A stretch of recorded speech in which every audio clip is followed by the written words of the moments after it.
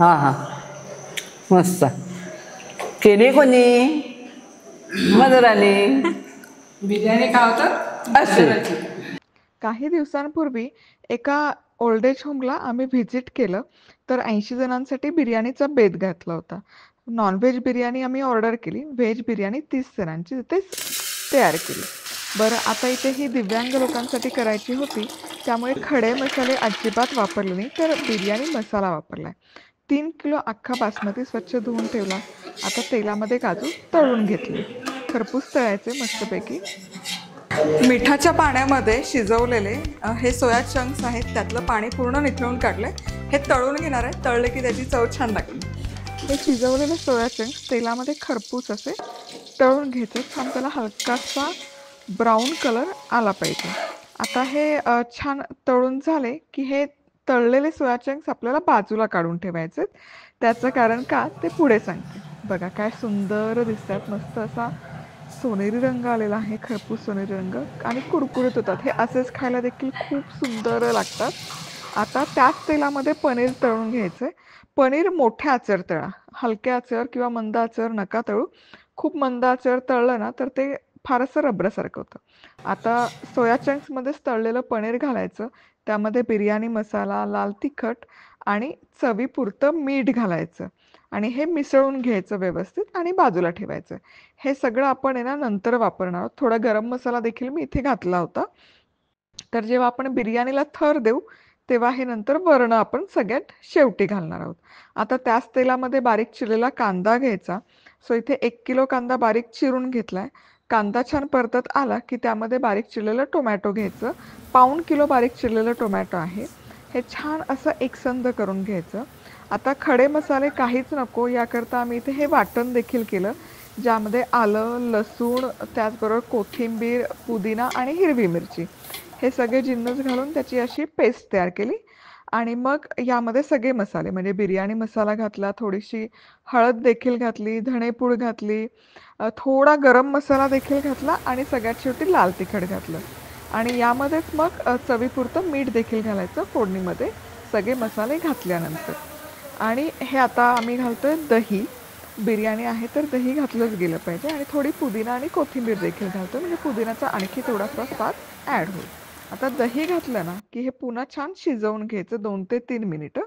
आणि आवडीप्रमाणे भाज्या, आता इथे आम्ही गाजर घेतलं होतं, बटाटा होता, फ्लॉवर आणि फरसबी या भाज्या आणि मटार होतं, हे सगळं घेतलं. आणि यामध्ये चवीपुरतं मीठही घातलं, थोडंसं पाणी घातलं, भाज्या शिजतील इतपतच, आणि झाकण ठेवून शिजण्यासाठी ठेवून दिलं. आता हे शिजतंय तोवर दुसऱ्या पातेल्यामध्ये ना भात देखील शिजवून घेतला. पाण्यामध्ये भरपूर मीठ टाकलं आणि हा भिजवलेला तांदूळ यामध्ये घातला. 3 किलो तांदूळ आहे आणि हा मोठ्या आचेवर रटरट रटरट शिजवून घेतला. जवळपास 90% हा तांदूळ शिजवायचा. आणि हा शिजवलेला तांदूळ ज्या भाज्या आपल्या शिजवून झाल्या असतील त्यावर त्याचा थर लावून घ्यायचा. आता हा थर लावून झाला की यामध्ये हे थोडंसं हळदीचं पाणी, पुदिन्याची पानं पण ही देखील टाकून घेतली आणि भरपूर असं साजूक तूप घातलेलं आहे. आणि साजूक तूप हवंच, कारण बिर्याणी आहे. आणि त्यानंतर आम्ही पनीर वगैरे हेही घातलं होतं, त्याचं शॉर्ट आलेलं नाहीये समहाऊ. तर इथे व्हेज बिर्याणी तयार आहे. 30 लोकांची आम्ही इथे केली. तर ही कशी झाली मामी तूच सांग. वास तर खूप छान येतोय. आता आपण ती उघडून बघूया. आता बिर्याणी दमवर 20 मिनिटं ठेवली, अगदी मंद आचेवर करून. आणि येस, मामी चेक करते. खूपच छान दिसतीये. मला सुवास बिर्याणीचा.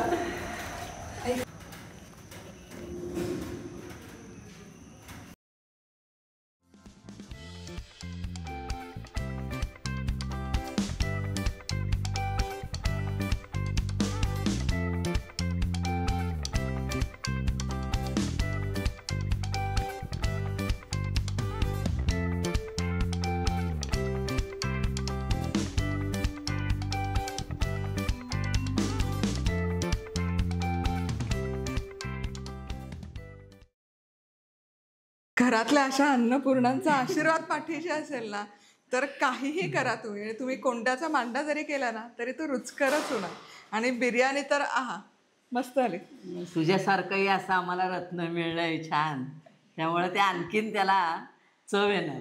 नाही कशी झाली आता बिर्याणी? वा वा वा, खूपच छान. हां हां, मस्त केली कोणी? मधुराने. बिर्याणी खावं तर असे. एकदम परफेक्ट असे. बाहेर मिळते रेस्टॉरंटला तशीच बिर्याणी झालेली आहे. अगदी सगळं प्रमाण एकसारखं आहे त्याचं. वास पण सुंदर वास सुंदर येतोय, येतोय. तर कलर छान आलाय, लागते छान, चव छान.